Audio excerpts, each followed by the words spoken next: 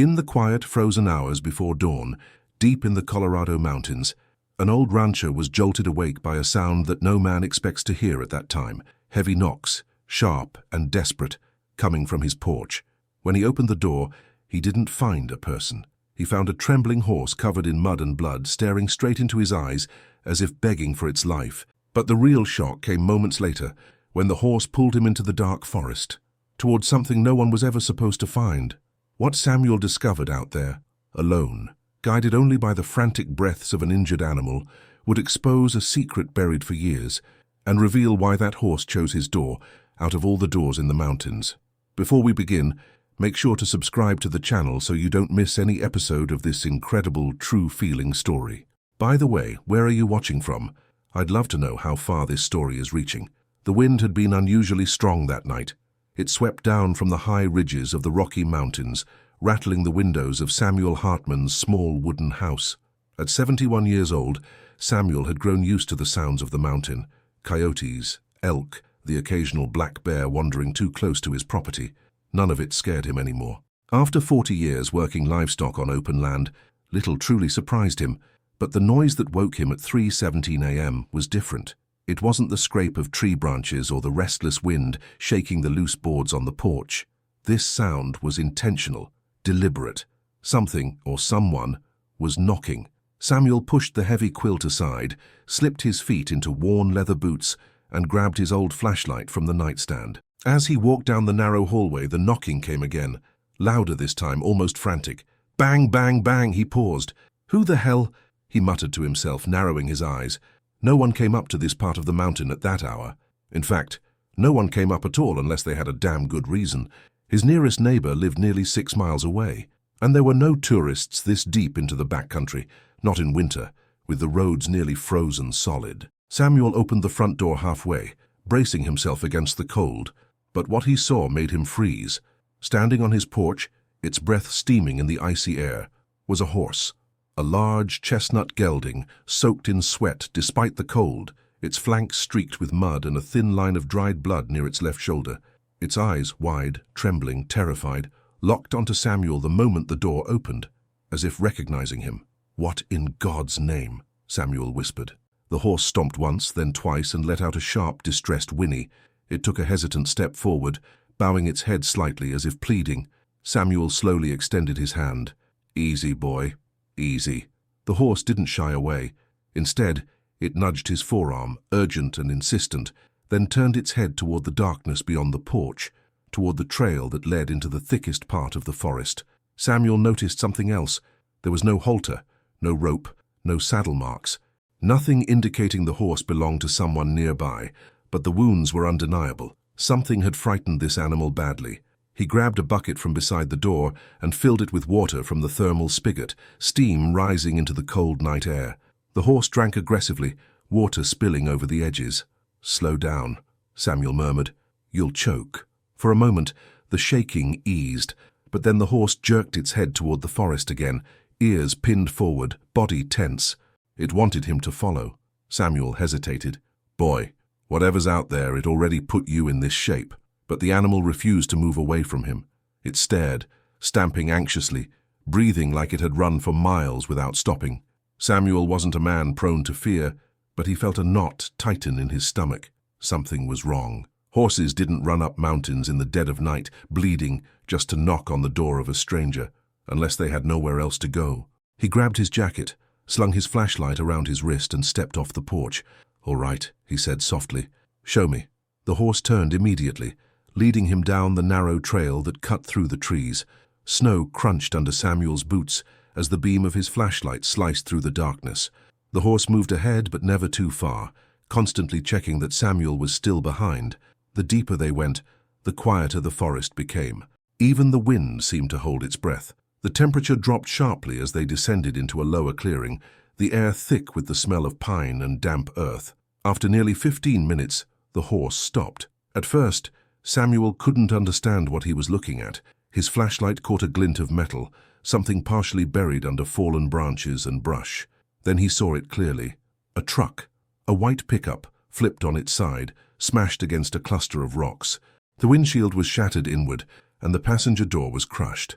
Samuel's voice tightened. Dear God. The horse pawed the ground, whinnying softly, distressed. Samuel climbed closer, his boots slipping on the icy soil. He reached the crushed window and angled the flashlight inside.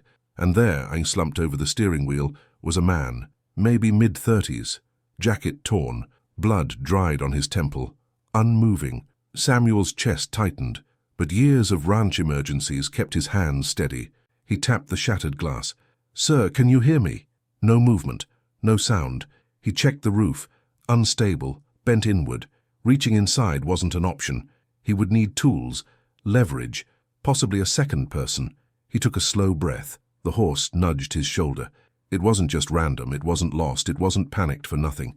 This man, this stranger, was the reason it had climbed the mountain in the dead of night, bleeding and terrified. The horse had gone for help.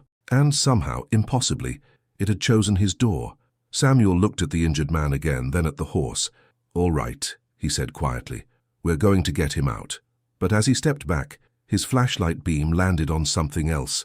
Something half hidden under the truck's frame that made his blood run cold. Marks in the dirt. Not tire marks. Footprints. Several of them. Fresh.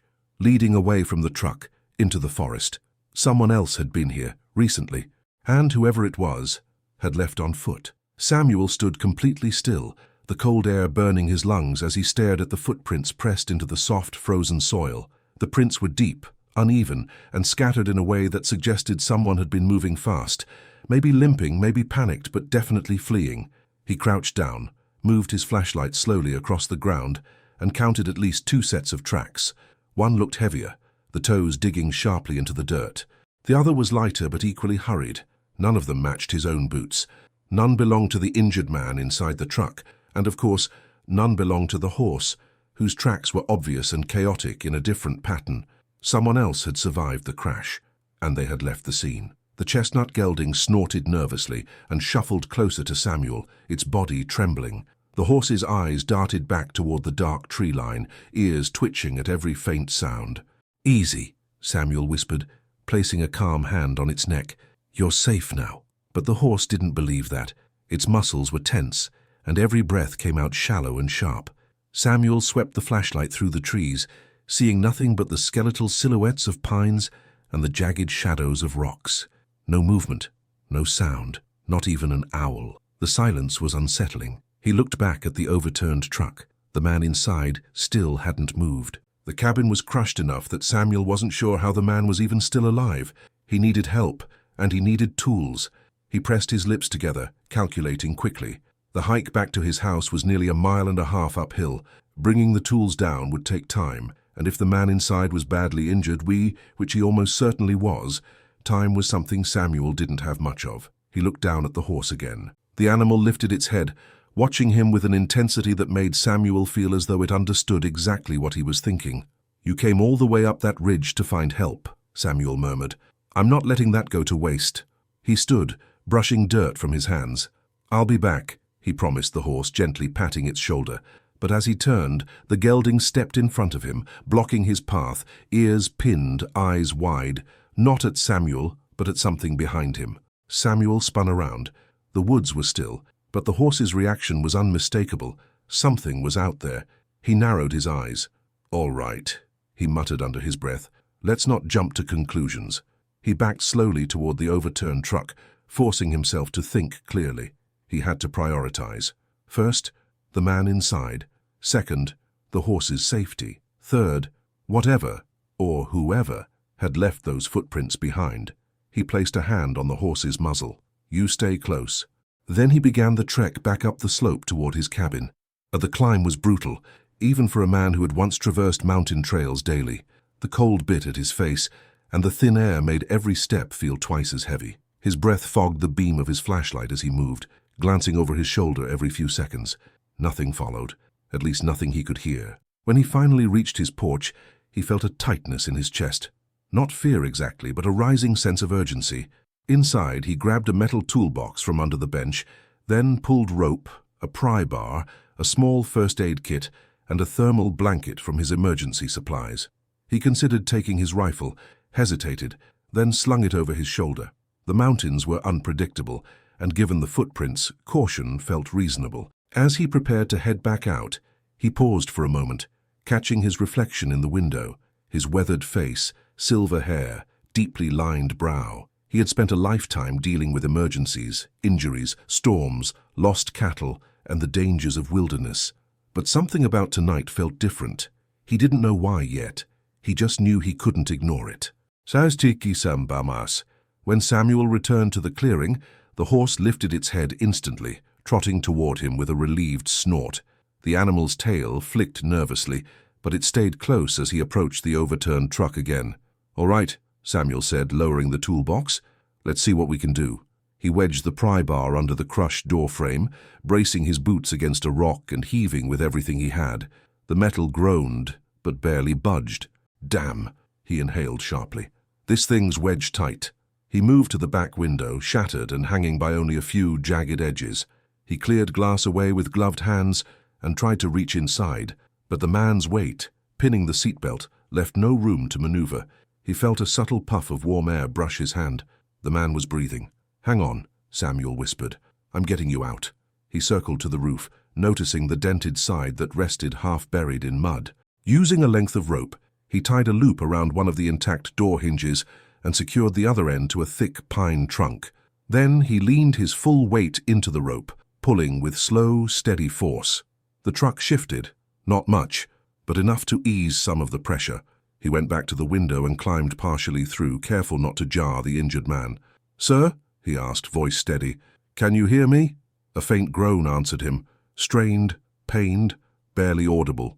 "There you go," Samuel muttered. "Stay with me." The man's eyelids fluttered, but he didn't open them. Samuel freed the man's arm from where it had been caught under the collapsed dashboard. Then, using the pry bar again, he pushed the steering wheel upward, just enough to release the chest pressure. Another groan, this time louder. "You're okay," Samuel said. "You're going to be okay." He cut the seatbelt with a utility knife and began guiding the man out inch by inch, careful of his neck and back. It took almost 5 minutes, but eventually Samuel pulled him clear of the wreck, laying him gently on the thermal blanket. The man was unconscious but breathing. Samuel checked his pockets for identification, a wallet, worn and muddy. The driver's license showed a name, Ethan Rivera, 35 years old, Colorado address, but one Samuel didn't recognize. The horse stepped closer, sniffing Ethan's hair, letting out a soft, mournful whine. Samuel nodded to the animal. "So he's yours," he murmured. The horse pressed its muzzle against Ethan's shoulder, refusing to move. Samuel exhaled slowly, the reality of the situation settling heavily in his mind. A man badly injured, a horse that had crossed dangerous terrain for help, footprints from 2 unknown people leaving the scene. But there was something else now, something he hadn't noticed before. Near the truck, half buried in the mud, was a piece of torn fabric and from a jacket, dark blue, thick, not belonging to Ethan. Samuel picked it up, turning it over in his gloved hand. The edges were ripped, as if someone had been pulled or dragged. He looked at the forest again. This was no simple accident. Something had happened out here, and whatever it was, wasn't finished yet. The forest around the crash site felt different now, heavier, charged with a quiet tension that made the air feel colder than it had minutes earlier. Samuel held the torn piece of jacket between his fingers, turning it slowly under the beam of his flashlight. The fabric was fresh, only recently ripped, and beneath the mud stains he could see faint scuff marks, as if someone had grabbed it, pulled hard, maybe during a struggle. He crouched near the truck again, tracing the line of footprints leading into the trees. They weren't orderly, they weren't even consistent. Some were deep in the toe, some twisted sideways, and others half-dragged. Whoever had walked away from this wreck had either been injured or in a hell of a hurry. The horse, still standing protectively over Ethan Rivera, pawed the ground nervously. The animal's ears kept swiveling toward the tree line. It didn't like the silence. Samuel didn't either. He scanned the forest one more time before kneeling beside Ethan. The man's breathing was shallow but steady. His pulse, Samuel checked it with cold fingers, was weak but present. No obvious signs of spinal damage, though there were bruises along the jaw and a deep gash above his eyebrow. He had taken a beating, whether from the accident or something before it. Samuel opened the small first aid kit and cleaned the head wound with antiseptic wipes, then bandaged it tightly. "How you're lucky your horse has more sense than you," he muttered quietly. "Most men wouldn't have made it through that ridge alive." When he glanced at the horse again, the gelding was watching him intently, chest still rising fast with anxious breaths. "You found me for a reason," Samuel said to the animal. "So let's finish what you started." He gathered the rope and tools, preparing to move Ethan. Carrying him alone up the slope would be difficult, but Samuel had done worse in his life. His ranching days had trained him to lift full-grown calves, haul injured livestock, drag equipment through mud and snow. He wasn't young anymore, but strength never leaves a man like him. It simply settles deeper into the bones. He rolled the thermal blanket under Ethan's shoulders, preparing to lift him. But then, a sound. A branch snapped. Sharp. Close. Too close. Samuel froze. The horse's entire body stiffened, ears pointing like arrows toward the sound. Samuel slowly reached for the rifle strapped across his back. He didn't raise it. Not yet, but he held it ready as he scanned the darkness. "Who's there?" he called out, voice firm and steady. No answer. The forest remained still, but Samuel knew what he heard, and he knew what the horse felt. They weren't alone. He waited, breath held, muscles tight. Another sound, softer this time, the crunch of snow beneath a boot. "Come out," Samuel demanded. "This man needs help. If you're injured, I can assist you too." Still nothing. But silence, Samuel knew, was an answer in itself. Whoever was out there wasn't lost. They were watching. The realization prickled the back of his neck. He tightened his grip on the rifle and took 2 steps toward the tree line, flashlight raised. "Listen," he said carefully. "You don't want trouble. I'm taking this man to safety, that's all." The only response was the wind shifting through the upper branches. After several long seconds, Samuel made a decision. He turned back to Ethan and the horse. "We're leaving," he said quietly. He lifted Ethan with a grunt, cradling the unconscious man's upper body against his chest while dragging the blanket under his legs. It was slow, exhausting work. Each step up the Rocky Mountain slope felt like climbing with an extra 100 pounds strapped to his back. The horse followed closely, never leaving Ethan's side. Every so often it glanced behind them, ears twitching at unseen movements. Halfway up the trail, Samuel's breathing grew heavier. He had to stop, leaning against a boulder, his heart pounding hard in his chest. "Damn, I'm getting too old for this," he muttered between breaths. The horse nudged his shoulder gently, almost reassuringly. Samuel managed a weak chuckle. Yeah, we're going. Just needed a second." He adjusted Ethan's weight and continued climbing. Snow crunched beneath his boots.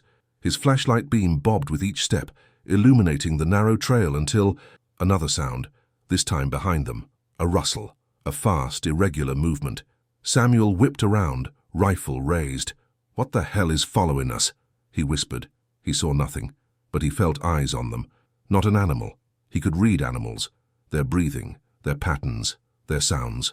Whatever was stalking them was quieter, more calculated, human. He picked up the pace, pushing his aging body harder than he had in years. His arms burned, his back screamed. But the thought of leaving Ethan defenseless, or leaving the horse behind, wasn't an option. After a grueling climb, the porch light of his cabin finally appeared between the trees. Samuel nearly collapsed from relief. He carried Ethan inside, laying him gently onto the couch.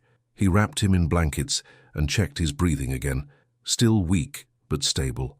The horse paced anxiously on the porch outside, hooves tapping the wooden boards. Samuel stepped out briefly, rubbing the gelding's neck. "You did good," he said softly. "Real good." But as he stood there, catching his breath, something on the ground caught his eye. Tracks. Fresh tracks. The same footprints he'd seen near the wreck, now in the dirt, right outside his cabin. Someone had been here, had followed them all the way up the trail, had gotten close enough to stand on his porch. His jaw tightened. He looked at the trail, then at the porch, then at the silent forest stretching beyond his home. Whoever was out there, they hadn't left. They had followed Ethan, followed the horse, followed him. Samuel shut the porch gate, secured the latch and locked the door behind him. Inside, Ethan lay unconscious. The horse paced outside like a restless guard, and Samuel stood in the middle of his small cabin, heart beating slow and heavy, knowing deep in his bones this wasn't an accident, and the people responsible weren't done yet. Somebody wanted Ethan Rivera dead, and whatever secret that horse had brought to Samuel's doorstep was big enough for someone to kill for. The cabin felt smaller than it ever had in Samuel's long years living in the mountains. The thick cedar walls had always been a comfort against winter storms, wild animals, and the biting wind that swept through the Colorado ranges. But tonight, they felt like thin paper. He double-checked the lock on the door, then checked it again. Ethan Rivera lay unconscious on the couch, wrapped in 2 layers of blankets. His breathing was still shallow, but it held a steady rhythm. The glow from the fireplace cast moving shadows across his face, revealing new bruises along his jaw and neck. Marks Samuel hadn't noticed in the dimness of the forest. Not all of those came from the crash. Samuel pulled a wooden chair next to the couch and sat down heavily, rubbing his hands together to warm them. His gloves still smelled faintly of metal from the wreck. His muscles throbbed, his back ached, and sweat had dried in cold streaks along his neck. But his mind was sharp. Nothing about this night made sense, except for one thing. Someone had tried to kill this man. He studied Ethan's injuries again. The bruises were too specific, too concentrated along the collarbone and shoulder. That wasn't from the steering wheel. It looked like someone had grabbed him, hard about more than once. Samuel leaned back, exhaling slowly. "Who are you, son?" he whispered to the unconscious man. Thunder rumbled faintly in the distance, echoing across the mountains. A storm was building. The temperature had dropped sharply since he had brought Ethan inside. Even the horse's breath outside now floated as long white clouds in the cold. The gelding, still pacing the porch, let out a troubled snort. Samuel stood and walked to the window, peering out through the small square pane. The horse shifted its weight, scanning the darkness beyond the trees with the same nervous focus it had shown at the crash site. "Something's got you spooked," Samuel murmured. "And you don't spook easy, do you?" He stepped onto the porch, rifle in hand, and gently touched the gelding's cheek. The horse pressed against him, seeking reassurance. "Good boy," Samuel whispered. "You're safe here." But the horse didn't act safe. Its ears pointed toward the far end of the trail, the same direction they had heard footsteps earlier. Samuel followed its gaze, staring into the thick, black woods. Nothing moved, nothing breathed. But he could feel it, the same pressure in the air, that instinctive tightening of the gut he had learned to trust after decades working in remote land. Someone was out there. He stepped back inside, locked the door again, and turned off the overhead light in the main room, leaving only the dim fireplace to illuminate the cabin. Darkness would make it harder for anyone outside to see inside. He returned to the chair beside Ethan and sat down. Minutes passed. The clock on the wall ticked softly. The wind brushed against the eaves of the house. Then a groan. Samuel's head snapped toward Ethan. The man shifted slightly under the blankets. His eyelids twitched. His fingers curled weakly. "Easy now," Samuel said, leaning closer. "You're safe. You're in my cabin, up in the mountains. Your horse brought you to me." Ethan's lips parted, and a faint whisper escaped. "River Bend." His voice was hoarse, broken. "Riverbend," Samuel repeated. "Is that your town? Do you live there?" Ethan's brow tightened in pain. "No. Storage. Unit. Riverbend." He swallowed hard. Even speaking seemed to hurt. They found it." Samuel leaned in, his pulse rising. "Who found what?" But Ethan's eyes rolled back, and he slipped again into unconsciousness, his breathing shallow but steady. "Damn it," Samuel whispered. Whatever Ethan had tried to say, it mattered enough that he'd tried to force it out, even through pain and confusion. Riverbend. A storage unit. Something someone found. Samuel looked at the torn piece of fabric he had brought back. Someone had been with Ethan. Someone who didn't want him alive. He stood, restless, pacing the length of the room. He needed more information, but calling the sheriff meant explaining why he hadn't done it sooner, and explaining the footprints, and the man who had followed them up the mountain, and the fact that Samuel had taken Ethan from the crash site before reporting anything. He ran his thumb along the worn wood of his rifle. He didn't regret bringing the man here, not for a second, but he had to think clearly about what he was up against. A crash like that should have left a body. Someone had walked away instead, and that someone had followed them. Samuel rubbed his jaw, feeling the stubble scrape against his calloused fingers. The storm outside thickened. Snow began to fall, soft at first, then harder, tapping fiercely against the cabin windows. In a few hours the trail would be covered. Footprints gone, evidence erased. Maybe that's what they wanted. He stepped to the window again, watching the horse. Snowflakes clung to its mane, but it stood alert, focused on the darkness like a sentinel. Samuel noticed something else now, something subtle but unmistakable. The horse wasn't just guarding Ethan, it was guarding the cabin. Whatever had happened that night, whatever had driven the gelding through miles of rugged terrain, it wasn't luck. Horses didn't choose random doors. They moved by instinct, by memory, by emotion. This horse had gone to Samuel for a reason, And that reason was getting clearer by the minute. A sudden knock, soft, almost polite, hit the front door.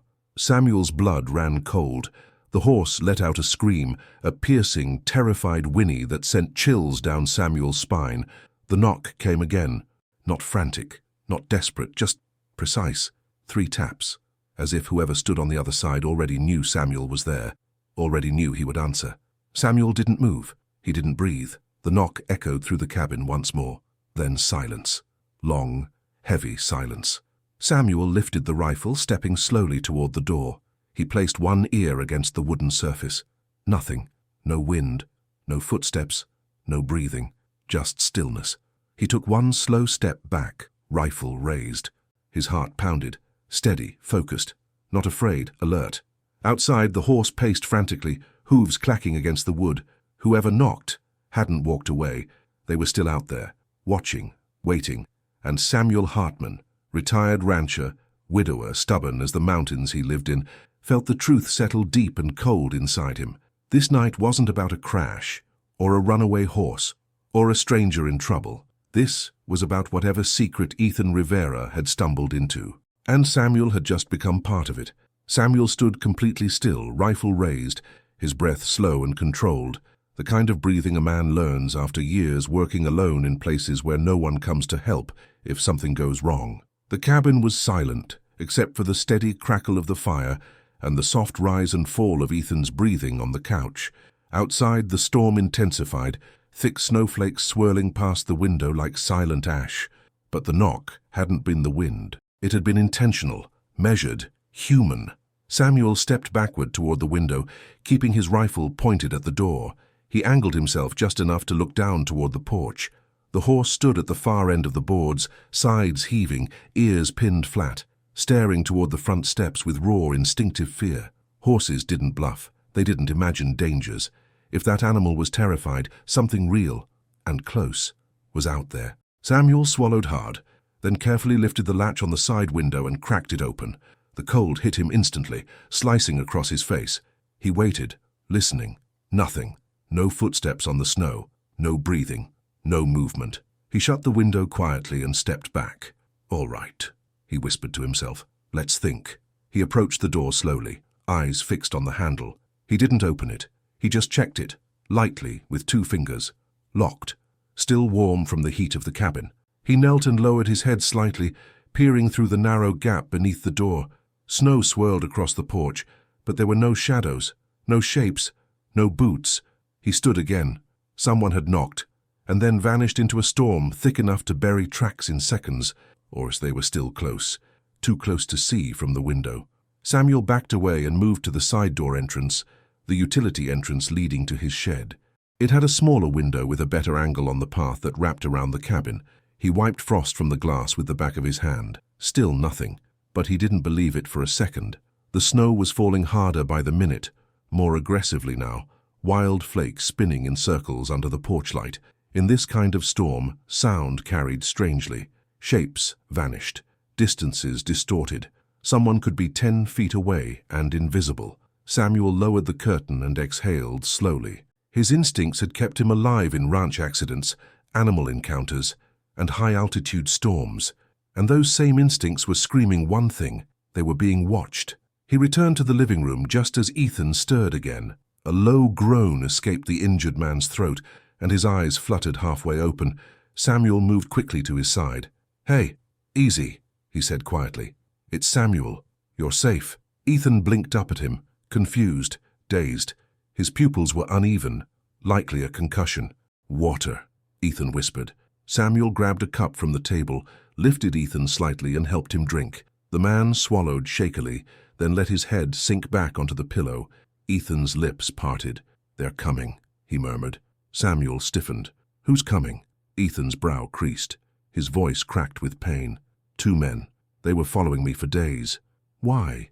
Ethan swallowed hard, eyes unfocused, staring toward the ceiling as if seeing a memory playing out in front of him. They found the storage unit." "Riverbend," Samuel added. Ethan nodded weakly. "What's inside it?" Ethan's breathing stuttered. "Fear, not pain. Evidence," he whispered. "Something I wasn't supposed to keep." Samuel leaned closer. "What kind of evidence?" Ethan's eyes glistened. His throat tightened. About them. Before Samuel could ask who them referred to, the horse outside screamed. A loud, sharp, terrified sound that jolted every muscle in Samuel's body. He shot to his feet, rifle in hand, and ran to the window. The porch light flickered violently in the storm wind. The horse wasn't standing in one place now. It was circling, frantic, hooves scraping the boards as it reared and turned toward the edge of the trail. Samuel pressed his hand to the glass, breath fogging the pain. Then he saw something. Not a shape, not fully, just a shift in darkness.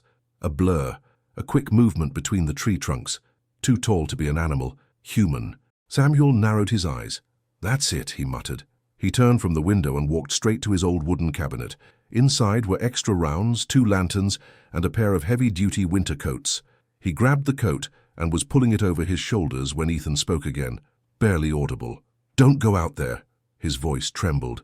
You don't know what they want." Samuel strapped the rifle across his chest. "I don't care what they want," he said. "You're alive because your horse found me, and I'm not letting you die in my living room." Ethan shook his head weakly. "You don't understand. They won't stop." Samuel hesitated, then stepped back to Ethan's side. "Then you need to tell me the truth," Samuel said, voice low and firm. "What did they find in that storage unit?" Ethan's jaw clenched. Tears filled the corners of his eyes, not from emotion alone, but from the weight of fear he had been carrying long before the crash. He turned his head toward Samuel. "I was supposed to destroy it," Ethan whispered, "but I couldn't. I kept a copy." "A copy of what?" Ethan took a slow, shaky breath. "Proof," he said, voice trembling, "that someone in Riverbend, someone powerful, has been paying people off for years. Land deals, illegal shipments, money laundering. Things I saw, things I documented." Samuel's pulse thudded in his ears. Ethan swallowed. "I worked on the permitting team," he continued weakly. "I saw files I wasn't meant to see. I downloaded everything, just in case." "Just in case of what?" "In case they came after me." Samuel inhaled slowly. "And they did." Ethan nodded faintly. "They needed to find me before I talked." "And your horse?"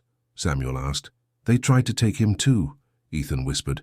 "But he broke loose." The man's voice cracked and ran. Samuel glanced toward the storm, toward the tree line, and the faint movement he'd seen earlier. Someone out there was searching. Angry, determined, dangerous. And now they knew exactly where Ethan had gone. Samuel paced toward the door and stopped inches from it. His hand hovered over the deadbolt. Then a loud thump hit the side of the cabin. Not the door, not the porch, the wall. The horse screamed again, hooves slamming the boards. Samuel spun, heart hammering. Ethan forced out a whisper. "They found us." The impact against the cabin wall was so sudden and heavy that it rattled the picture frames hanging above the dining table. Dust drifted from the ceiling beams, and the fire in the hearth jumped violently, sending sparks snapping upward. Samuel's grip tightened around the rifle. The horse outside shrieked again, a sound deeper, rawer, more primal than any he'd heard from an animal in years. Hooves hammered the porch as the gelding scrambled in fear, circling, backing up, then lunging again toward the darkness, as if trying to scare something away. "Stay down," Samuel ordered, stepping instinctively between Ethan and the front door. Ethan's breath trembled. They're checking the house." Samuel's jaw clenched. "I know." He moved carefully, crossing the living room without letting his boots creak against the floorboards. He stopped beneath the front window, keeping low. The storm outside had thickened. Snow was slanting hard against the glass like a curtain of white static. But he wasn't looking at the snow. He was looking for silhouettes, shadows, movement, anything. He brushed 2 fingers against the window pane, cold as metal, and slowly raised just enough to see the outer porch. The horse stood stiff, muscles tight, its entire body angled toward the left corner of the cabin, nostrils flaring, ears pinned. Snow clung to its coat in thick patches. Steam rose from its back like smoke. Samuel narrowed his eyes. Whatever had hit the walls had hit it right where the horse was staring. He adjusted his stance and crept to the left side of the room, where a smaller window overlooked the woods. He wiped the condensation with the back of his wrist and peered through the narrow crack between the curtains. Nothing, but the storm made everything harder to see. Wind carried snow sideways, blurring the outline of the trees. Then, a sound. Crunch. Footsteps. Slow, deliberate. Samuel stiffened. Not an animal. Too heavy.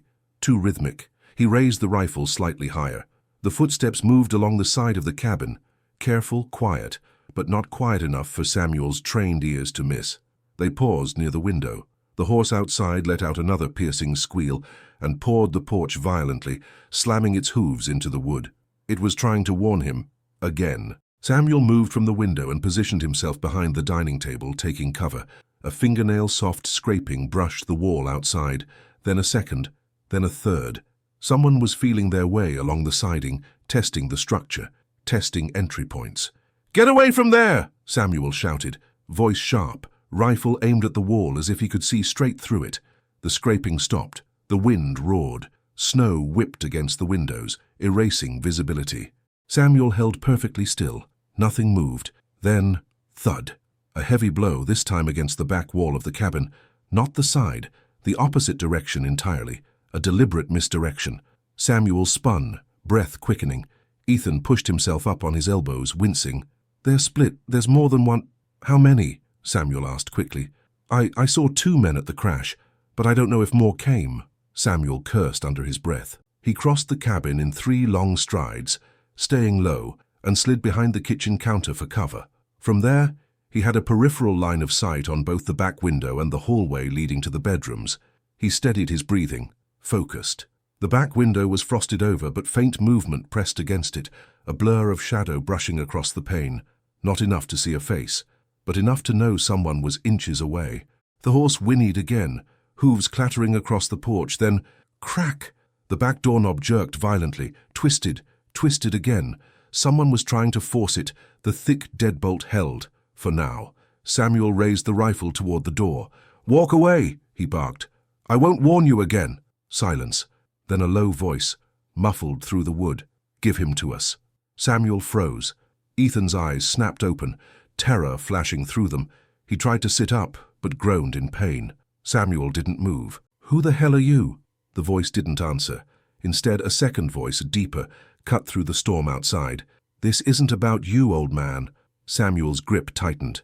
"Then what is it about?" A long pause followed. The storm howled between them. Then, "What he took," Ethan whispered, hoarse and shaking. "Please, don't open that door." "I'm not opening anything," Samuel said. He shifted his stance and shouted again through the wood. "He didn't steal anything, and he's not going anywhere. You want him, you call the sheriff and explain yourselves."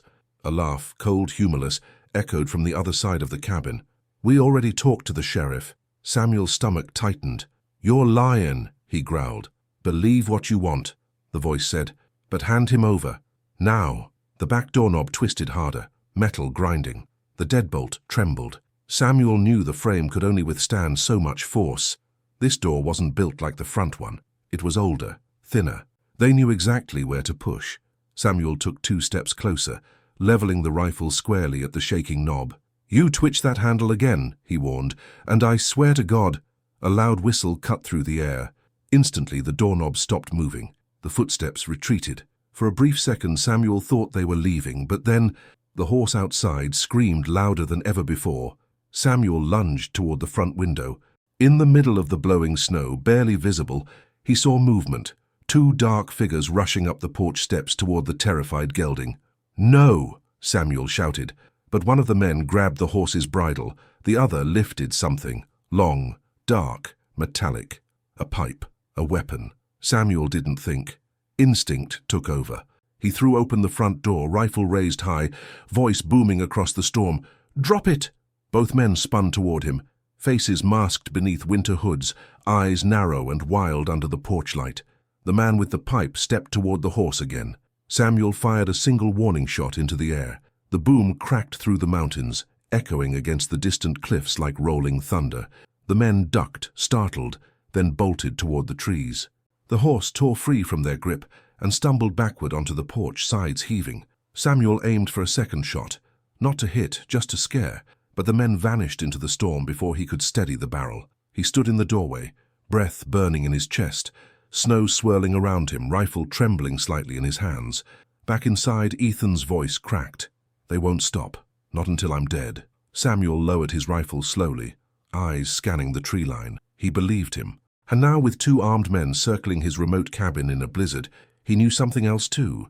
He was running out of time. Snow hammered the cabin roof in heavy sheets now, creating a muffled, roaring hush over everything.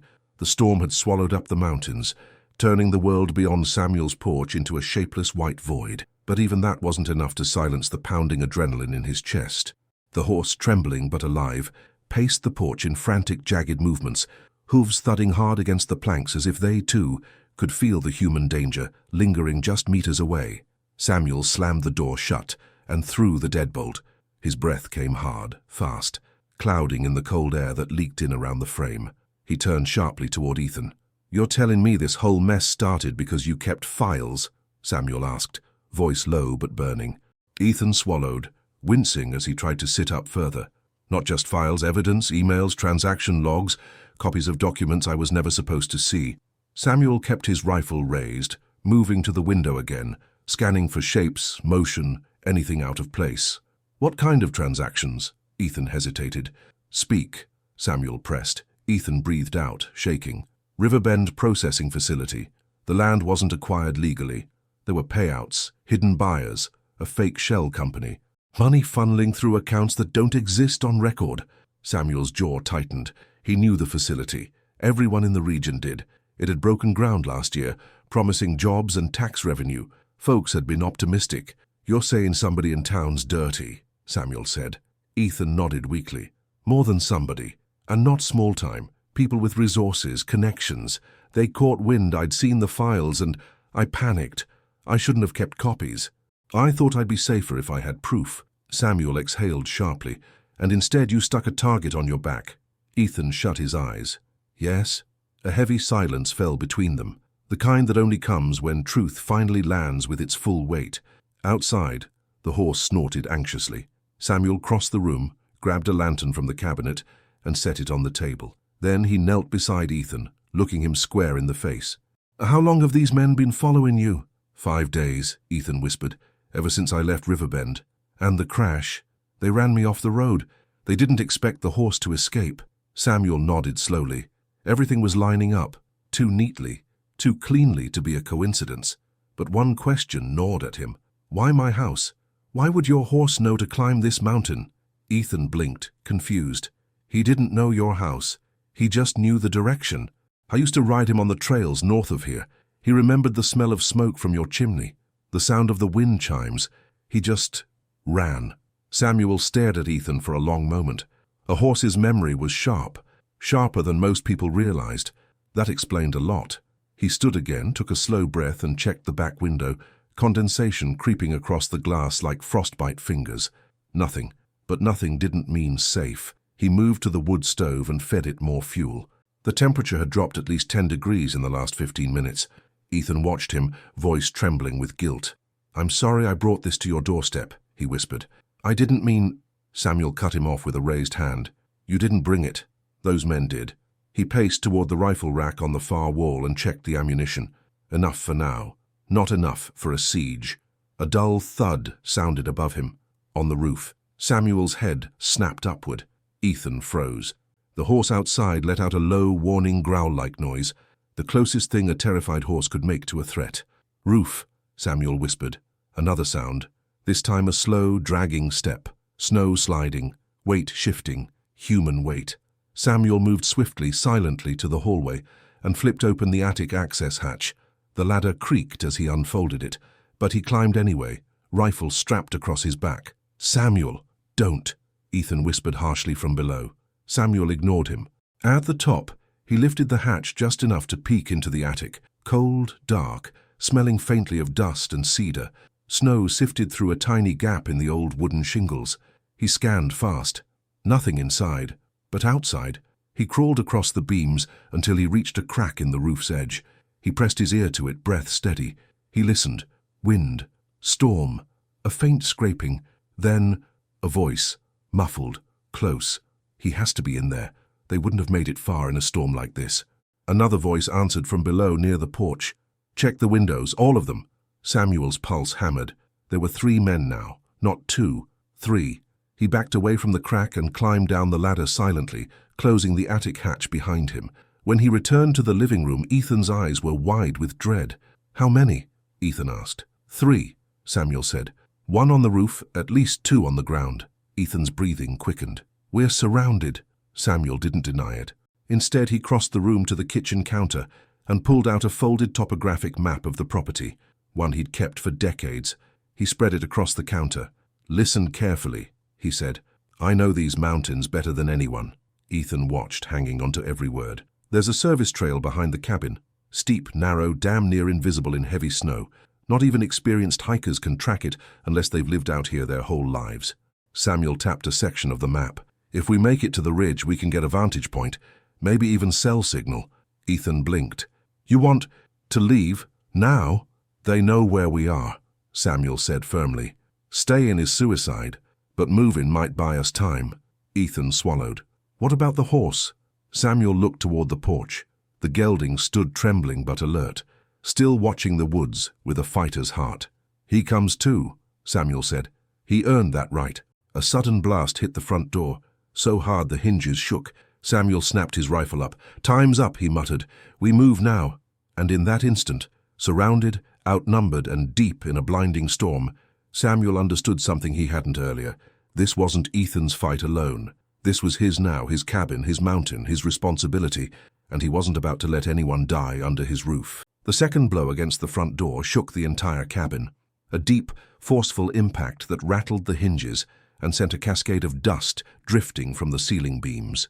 The horse outside reared, hooves clapping against the wooden porch, its panicked movements echoing through the storm like a warning bell. Samuel grabbed Ethan under the arms. "We're moving. Now!" Ethan grimaced in pain.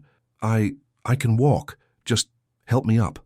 Samuel hauled him upright, careful but firm, sliding Ethan's arm over his shoulder. The man's legs trembled immediately, but he managed to stay standing. "You ready?" Samuel asked. "No," Ethan whispered, "but I'll try." "That's enough." Samuel turned to the side door, the utility exit near the shed, and flipped off every remaining light in the cabin. Darkness swallowed the room, except for the faint amber glow of the dying fireplace. They needed shadows now. Shadows bought time. He grabbed the lantern with his free hand, blew it out, and hooked it to his belt. Another impact hit the front door. This time a sharp, splintering sound followed. The wood was beginning to crack. "Move," Samuel muttered. He led Ethan down the hallway, boots soft on the floorboards. Every few steps he paused, listening. Voices outside, low, urgent, close. "Try the window on the right. Watch the horse. He'll bolt." The old man fired twice. "Be ready." Samuel's jaw tightened. He reached the utility door, unlocked it slowly, and eased it open just an inch. Wind and snow blasted inside instantly, chilling their faces. The storm had deepened into a near whiteout, snow blowing sideways, stinging like sand. The world beyond was a swirl of white ghosts. Perfect. The worse the storm, the less visibility the men outside had, and the harder it would be to track them. Samuel stepped out first, pulling Ethan with him. He shut the door behind them, not fully, just enough to muffle sound. The cold hit like a physical blow. "Stay close," Samuel whispered. "Don't look at the snow directly. Focus on the ground ahead." Ethan nodded through chattering teeth. The horse spotted them instantly. It turned sharply, trotting toward their side of the cabin, breath thick in the freezing air. "That's it, boy," Samuel whispered. "Stay with us." He slipped the emergency lead rope from the porch rail and looped it loosely around the gelding's neck, not tight enough to restrict him, just enough to keep him close. "All right," Samuel breathed. "Follow me." He led them behind the cabin, down a narrow, overgrown path hidden beneath heavy drifts of snow. The trail sloped downward into dense pines, thick enough to mask movement, quiet enough to cover their steps. But before they reached the tree line, a flashlight beam cut through the storm on the far side of the cabin. A voice shouted, "They're out back!" Samuel cursed under his breath. "Go! Faster!" Ethan stumbled, knees buckling. Samuel caught him before he fell, gritting his teeth as he hauled him upright again. Behind them, boots slammed against the porch boards. "Don't let them reach the woods." The horse whinnied sharply, part fear, part defiance, and pressed close to Samuel's shoulder as they hurried toward the pines. The snow deepened to knee height. Moving became harder. Samuel dragged Ethan step by step, lungs burning with cold. Footsteps pounded closer. Then, a gunshot. The sound cracked through the storm, like a lightning strike. Snow exploded near Samuel's feet. "Down!" Samuel barked, pulling Ethan behind a fallen pine trunk. The horse jerked violently but stayed close, muscles trembling. Another shot rang out, this one hitting a branch overhead, showering them with frozen fragments. "Don't fire at the horse, idiot!" one man yelled. "We need him alive too." Samuel's eyes widened. Alive too? What the hell did they want with the horse? He didn't have time to ask. He grabbed his rifle, steadied his hands, and fired a single round into the air above the men, not to hit, but to force them to take cover. The return fire stopped immediately. The storm swallowed the echo. Samuel leaned close to Ethan's ear. "We're making for the ridge.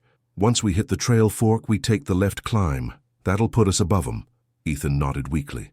"Oh, okay." Samuel guided him deeper into the pine cover. Snow muffled their steps. Branches shielded them from sight, and the thickness of the storm blurred shapes into shadows. Behind them, the men cursed. "Fan out, they're heading downhill. They can't get far. We find them before they reach the ridge." Samuel pushed through the trees, breath burning, vision narrowed to the few feet ahead. He'd walked this land for years. He could navigate blindfolded if he needed to, but the storm made every landmark look unfamiliar. Just then, the horse jerked to a stop. Samuel turned quickly. "What is it?" The gelding's ears shot upward, its nostrils flared. Footsteps approached, not behind them, not ahead, to the side, close. Samuel crouched instantly, pulling Ethan down with him behind a dense cluster of fir branches. A silhouette emerged through the blowing snow, tall, heavy coat, rifle slung low, scanning the forest.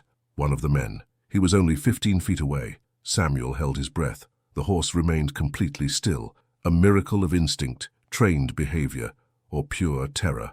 The man paused, turned his head sharply, listening. Samuel tightened his grip on the rifle but didn't move. Seconds crawled by. The man took a slow step forward, then another, boots crunching in the fresh drifts. He stopped again, now less than 10 feet away. Samuel's heart hammered against his ribs. Ethan squeezed his eyes shut. The horse didn't breathe. The man leaned forward slightly, peering into the trees. Then someone far behind him shouted, "I found tracks, they're heading toward the ridge." The man hesitated, cursed under his breath, and turned away. Samuel waited. 5 seconds. 10. 20. Then he exhaled quietly. "Let's move," he whispered. They rose slowly and continued down the hidden trail, step by step, breath by breath. The ridge was still far, the storm was getting worse, and the men behind them were spreading out. But they were alive and moving. As long as Samuel kept them moving, there was hope. The climb was the hardest part. Not because of the steep incline, Samuel had scaled this ridge for decades, but because every step had to be silent, deliberate, invisible in the snow.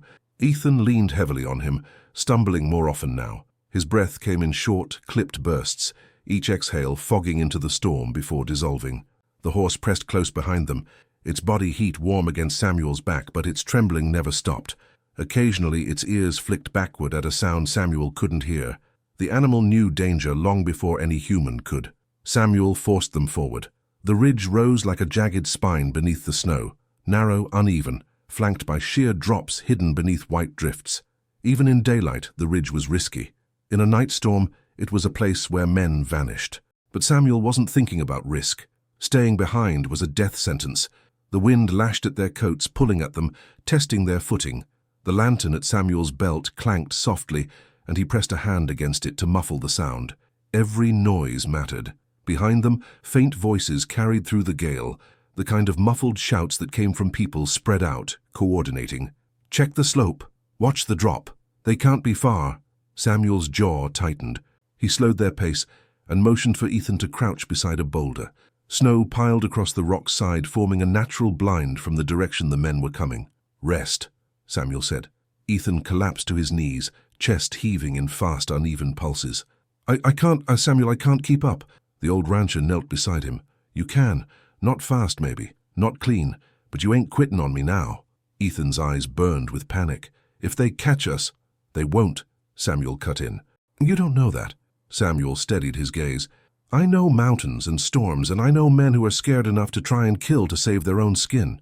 He squeezed Ethan's shoulder. "You ain't the only one with something to lose." The horse nudged Ethan gently, as if echoing Samuel's reassurance. Ethan swallowed hard and nodded.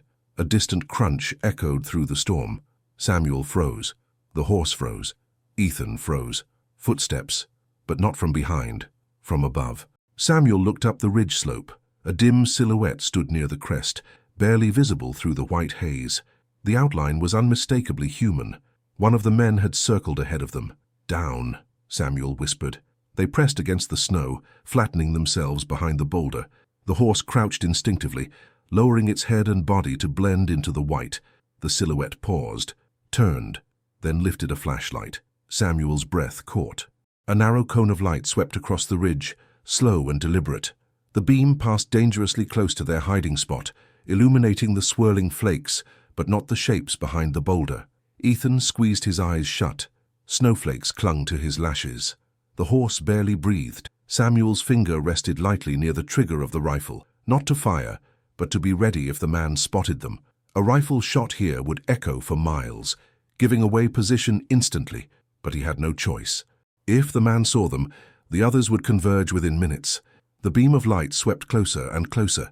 Reaching the base of the boulder, a sudden gust of wind slammed into the ridge, blasting snow upward like a giant white curtain. Visibility vanished, completely. The man cursed loudly. "Damn storm!" The flashlight beam wobbled, then angled away, scanning blindly into the chaos. Samuel used that moment. "Move," he whispered sharply. He pulled Ethan up and guided him to the right, skirting the edge of the ridge where the trees grew thicker. The horse followed, its hooves sinking deep into the drifts. The storm hid them, for now. After 10 grueling minutes, they reached the split in the ridge trail. The left path, barely a trail at all, led to a narrow overlook. A rock face curved above it, sheltering it from wind. More importantly, Samuel knew from experience that sometimes, on nights like this, a sliver of cell reception leaked through a gap in the mountains. It was their only chance. He guided Ethan onto the path. "Slow," Samuel said. "One slip and—" A sharp whistle cut through the wind. Samuel spun. Lights, faint, weaving, moved toward them from below. The men had found the trail split. "Faster," Samuel ordered. "Go!" Ethan pushed forward, legs trembling violently. He staggered once, catching himself against the horse's side. Behind them, voices rose. "There, I see movement! Don't let them reach the ridge!" Then, another gunshot. This one hit close. Snow erupted against the cliff wall inches from Ethan's shoulder. Samuel shoved Ethan ahead of him and fired a single round back, and not to hit, but to make the men stop running and take cover. It worked. They ducked. Samuel gained precious seconds. They reached the overlook, a narrow shelf no wider than 2 men side by side but shielded by rock. Ethan collapsed against the wall, coughing sharply. The horse pressed against him protectively.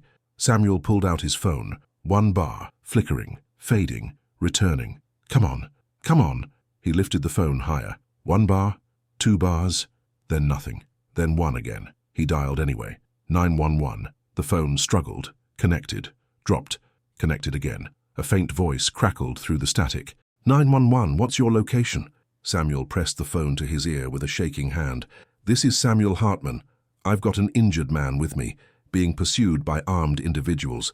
We're on the ridge north of West Pine Creek. Send deputies. Send anyone." The operator's voice cut in and out through snow static. "Troopers en route. Stay on line if can—" "Signal's weak," Samuel said. "But they're coming. He's alive. I'm keeping him that way." The operator's voice vanished as the signal dropped completely. Samuel lowered the phone. "We're not alone anymore," he said quietly. Ethan exhaled in trembling relief. But then a voice echoed from the trail. "You can't run forever," another man shouted. "We know the ridge dead ends. You're cornered." Samuel scanned the overlook. They were right. There was no escape route, no back trail, no shortcut, only a 20-foot drop hidden beneath powder snow. Ethan realized the truth too. His face went pale. "They're going to reach us." Samuel didn't answer. He didn't need to. He already knew what came next. This ridge wasn't about outrunning the men anymore.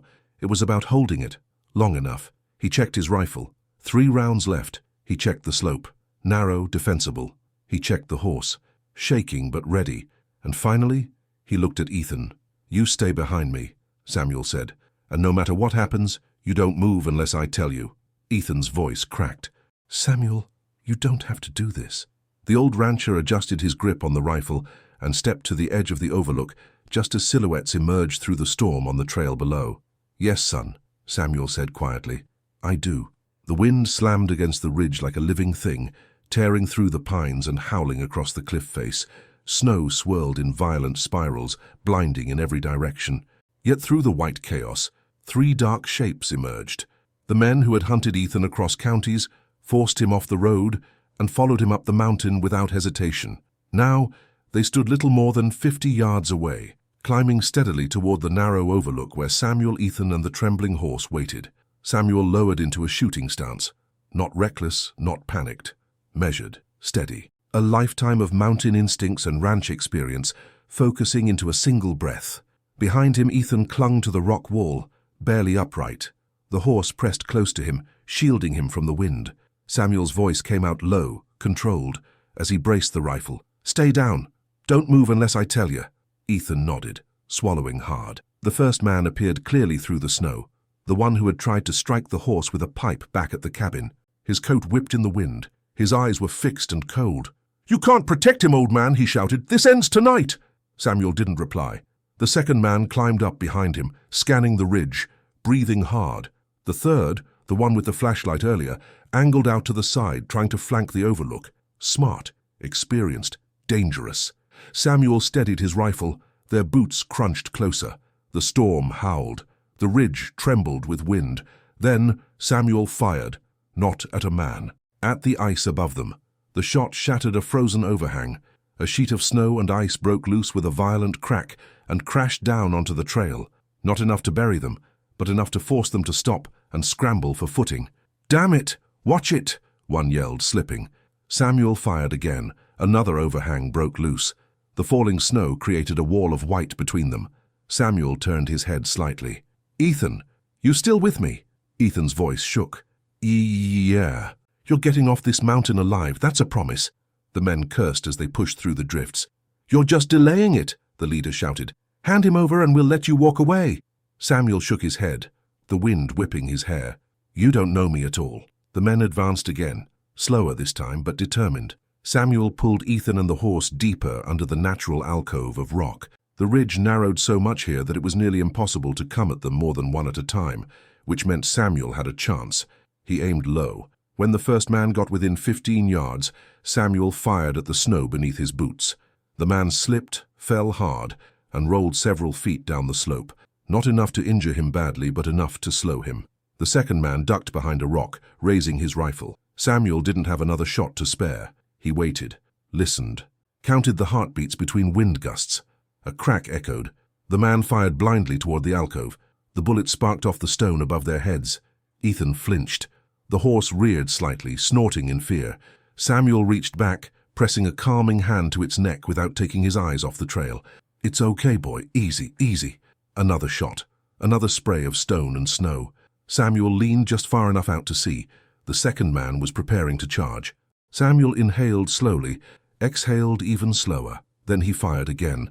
The man's rifle flew from his hands as the bullet struck the snow-packed rock beside him, ricocheting. He scrambled backward, startled, losing his balance on the narrow trail. He didn't fall far, just enough to buy a few more seconds. Seconds were everything tonight.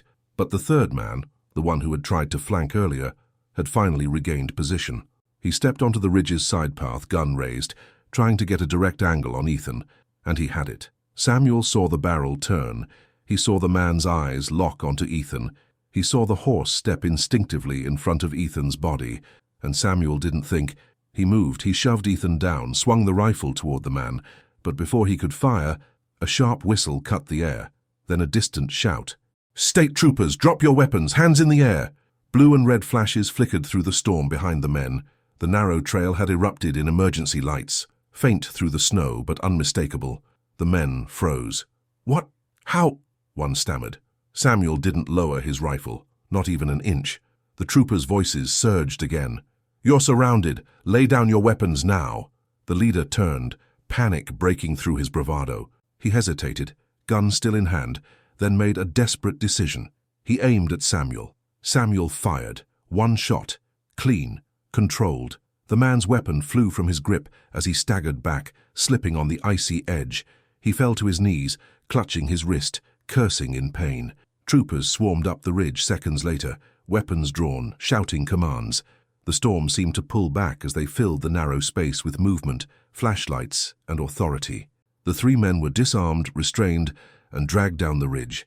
Samuel stepped out of the alcove slowly, lowering his rifle for the first time in what felt like hours. A state trooper approached him. "You the one who called 911? Samuel nodded. "Yeah." Signal faded, but I guess it was enough. The trooper exhaled in relief. "We tracked it through the emergency ping. Good thing you held out. In this weather, 5 more minutes and we might not have reached you." Samuel glanced back at Ethan. He hadn't spoken.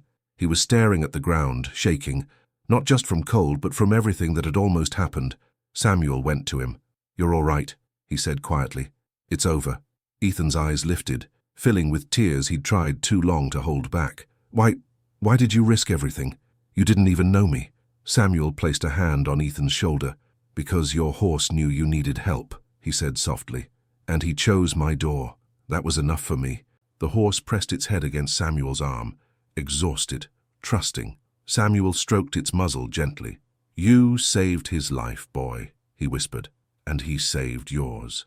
Hours later, after Ethan was taken to an ambulance and the men were in custody, Samuel stood alone on the porch, the storm finally beginning to calm. The sunrise pushed faint orange light over the mountains. The horse, cleaned, resting, safe, stood beside him, warm breath rising into the cold air. Samuel looked at him. "You knocked on the wrong house," he said with a faint, tired smile, "but maybe the right door." The horse bumped its head gently into Samuel's shoulder. Samuel let his hand rest on its neck, feeling the steady, grateful heartbeat beneath the coat. And for the first time since the night began, he allowed himself to breathe fully, deeply, alive, steady, home. Some secrets had nearly destroyed them, but truth and one desperate horse had brought them through the storm. Did you enjoy this story? Tell me in the comments what you thought and where you're watching from. I love seeing how far these stories are reaching. And don't forget, hit that subscribe button and turn on notifications so you never miss the next powerful, emotional, real lifestyle story coming your way. Thanks for being here. Your support means everything.